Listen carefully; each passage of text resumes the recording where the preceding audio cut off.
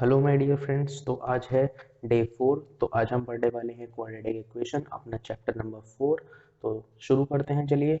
तो जैसे कि हमने पढ़ा था पॉलिनोमियल्स चैप्टर में क्वाड्रेटिक इक्वेशन के बारे में कि किस तरीके से क्वाड्रेटिक इक्वेशन होती हैं और क्या होती हैं। तो आज हम इसी चैप्टर पे आगे बढ़ने वाले हैं जिसका नाम है क्वाड्रेटिक इक्वेशन। तो इसका इंट्रोडक्शन हम शुरू करते हैं। तो जैसे कि था, एक quadratic polynomial is in the form of a x square plus B x plus C is equal to 0। मतलब क्या हुआ इसका कि अगर हाईएस्ट पावर ऑफ x कितनी है 2, तो वो एक क्वाड्रेटिक पॉलिनोमियल है जहां पर a की वैल्यू कभी भी 0 नहीं हो सकती है। Only degree 2 equations are called quadratic equation. तो सिर्फ उन्हीं इक्वेशन को क्वाड्रेटिक इक्वेशन कहा जाएगा जिनकी मैक्सिमम डिग्री कितनी है 2 है, उनके वेरिएबल की मैक्सिमम डिग्री कितनी है 2 है।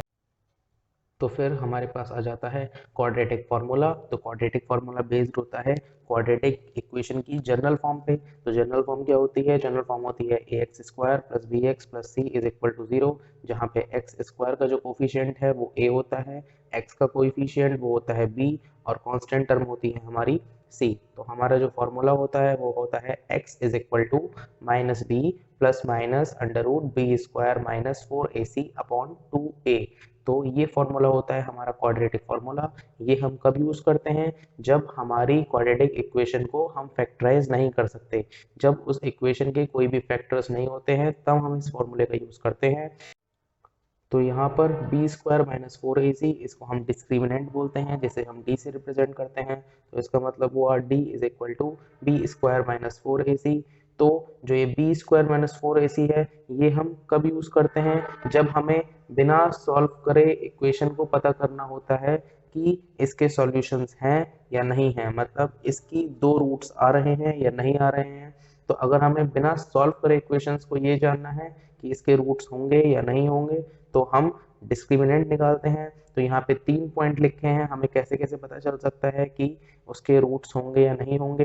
तो अगर डिस्क्रिमिनेंट की वैल्यू 0 आती है, जैसे आप फर्स्ट पॉइंट में देख सकते हैं, if d is equal to 0, तो जो हमारे रूट्स होंगे वो रियल होंगे और इक्वल होंगे। मतलब अगर डिस्क्रिमिनेंट की वैल्यू 0 होती है तो हमारी दो वैल्यूज आएंगी x की, जो दोनों की दोनों इक्वल होंगी। अगर हमारी डिस्क्रिमिनेंट d की वैल्यू 0 से बड़ी होती है तो भी हमारे दो रूट्स आएंगे, लेकिन वो दोनों अलग अलग होंगे, इक्वल नहीं होंगे। अगर हमारी d की वैल्यू 0 से छोटी होती है, मतलब नेगेटिव में होती है, तो हमारे रियल रूट्स नहीं आ सकते। तो जैसे कि हमने इन 3 पॉइंट्स को समझा कि कैसे हम डिस्क्रिमिनेंट की मदद से ये पता कर सकते हैं कि हमारी क्वाड्रेटिक इक्वेशन के रूट्स हैं या नहीं हैं।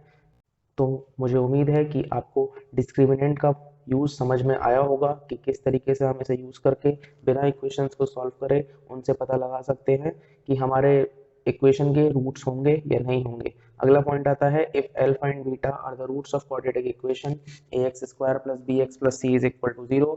तो अगर हमारे पास अल्फा और बीटा दो रियल रूट्स हैं किसी भी क्वाड्रेटिक इक्वेशन के, तो हम उससे क्वाड्रेटिक इक्वेशन कैसे बना सकते हैं कि x square minus sum of zeros multiply by x plus product of zero is equal to 0।